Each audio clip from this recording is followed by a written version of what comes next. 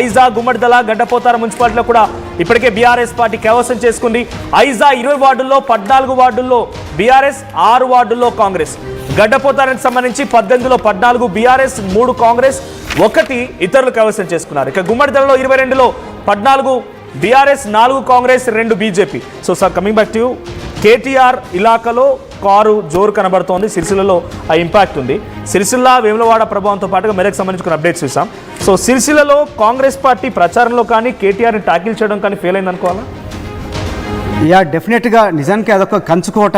ముందు నుంచి కూడా కేటీఆర్కి అది కంచుకోటగానే ఉంది. తర్వాత అక్కడ చాలా డెవలప్మెంట్ జరిగింది. నిజానికి ఒక 10 ఏళ్ల క్రితం సిరిసిల్ల చూసిన వాళ్ళకి ఇప్పుడు సిరిసిల్ల చూసిన వాళ్ళకి చాలా తేడా కనిపిస్తుంది, ఎవరు గుర్తుపట్టలేనంత. అదేవిధంగా సిద్దిపేట కూడా అలాగే ఉంది.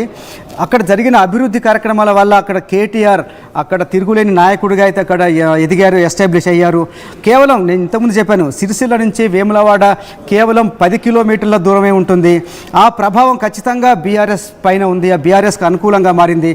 నేను ఇంతకుముందు చెప్పినట్టు వేములవాడనైతే అభివృద్ధి చేస్తున్నారు, దానికి సంబంధించి ఆలయ రీకన్స్ట్రక్షన్ జరుగుతుంది, డెవలప్మెంట్ జరుగుతుంది.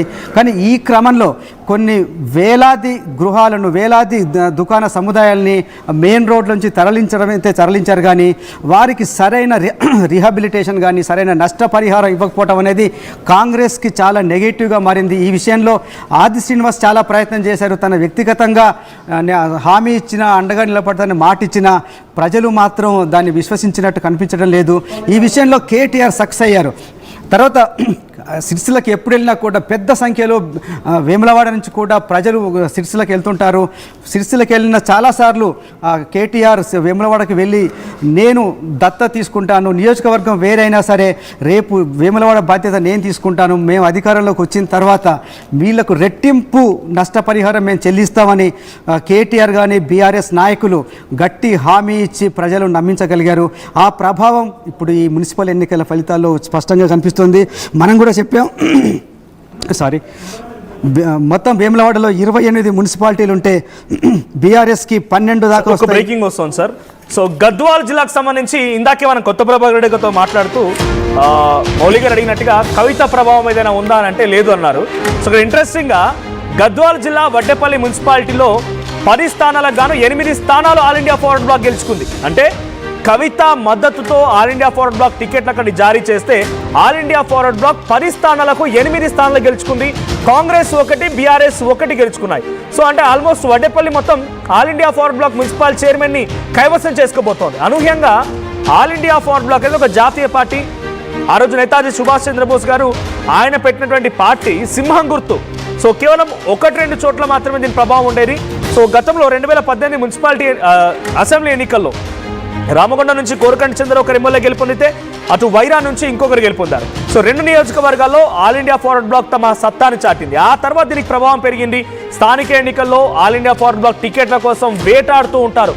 సో అటువంటిది ఇప్పుడు Jagruti, All India Forward Bloc 2 కలిసి పోటీ చేశాయి. సో జాగృతి ఒక సంఘంగా ఉంది, All India Forward Bloc political party. So సింహం గుర్తు పైన జాగృతి సపోర్టర్స్ గెలుపొందారు. 10 స్థానాలకు గాను 8 స్థానాలు ఆల్ ఇండియా ఫార్వర్డ్ బ్లాక్ గెలుచుకుంది. సో వడ్డేపల్లి మున్సిపాలిటీకి సంబంధించి సో సార్ ఎలా చూడాలి?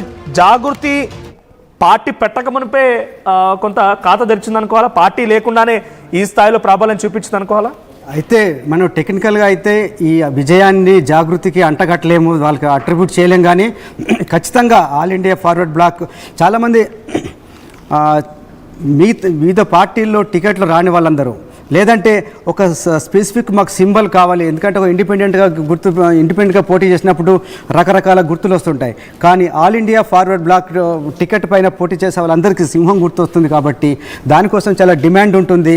ఈసారి వ్యూహాత్మకంగా కల్వకుంట్ల కవిత, తెలంగాణ జాగృతి అధ్యక్షురాలు, ఆల్ ఇండియా ఫార్వర్డ్ బ్లాక్తో ఒక ఒప్పందం చేసుకొని తమ అభ్యర్థులందరికీ కూడా ఆల్ ఇండియా ఫార్వర్డ్ బ్లాక్లో టికెట్లు ఇప్పించుకోవడం ద్వారా ఒక పార్టీగా ఒకే సింబల్, ఒక సింహం గుర్తు మీద పోటీ చేయడం ద్వారా చాలా ఒక ఇంపాక్ట్ చూపించగలిగారు.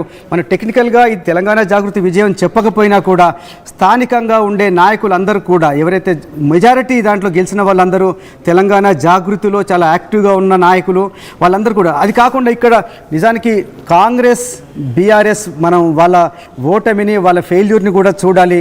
అక్కడ స్థానికంగా ఉండే గొడవలు కావచ్చు, పార్టీలో ఉండే అంతర్గత కుమ్ములాటల వల్ల అక్కడ పార్టీ దుష్ఫలితాలు ఎదురు చూసిన రెండు పార్టీలు కూడా. ఆల్ ఇండియా ఫార్వర్డ్ బ్లాక్ వాళ్ళందరూ కూడా నిజానికి కవిత కూడా అక్కడ ఏరియాలో చాలా కార్యక్రమాలు చేపట్టారు.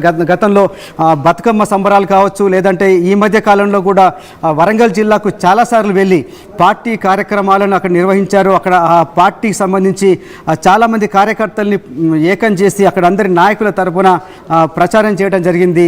ఈ ఇంపాక్ట్ ఖచ్చితంగా అక్కడ వడ్డేపల్లిలో కనిపిస్తుంది. ఇది తెలంగాణ జాగృతికి సంబంధించి, కల్వకుంట్ల కవిత పార్టీకి సంబంధించి, రాబోయే పార్టీకి సంబంధించి ఖచ్చితంగా ఇది ఒక బూస్ట్ లాగా పనిచేస్తుంది. వాళ్ళకు ఒక మనోధైర్యాన్ని, ఒక మోరల్ బూస్ట్ అయ్యేలాగా పనిచేస్తుంది. Manoj, right. So Vaddepalli situation ఇది. మరొక బ్రేకింగ్ వస్తోంది. భూపాలపల్లి మున్సిపాలిటీలో కాంగ్రెస్ బీఆర్ఎస్ హోరాహోరీగా పోరాడుతూ ఉన్నాయి. 5 స్థానాల్లో బీఆర్ఎస్ పార్టీ గెలుపొందితే 4 స్థానాల్లో కాంగ్రెస్ లీడ్ కొనసాగుతోంది. 1 స్థానంలో బీజేపీ ఉంది. ఇప్పటివరకు 2 బీఆర్ఎస్ అభ్యర్థులు గెలుపొందారు. సో బీఆర్ఎస్ కూడా భూపాలపల్లి కైవసం చేసుకుంటుందా?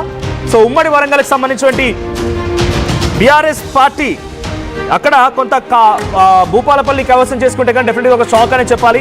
రీసెంట్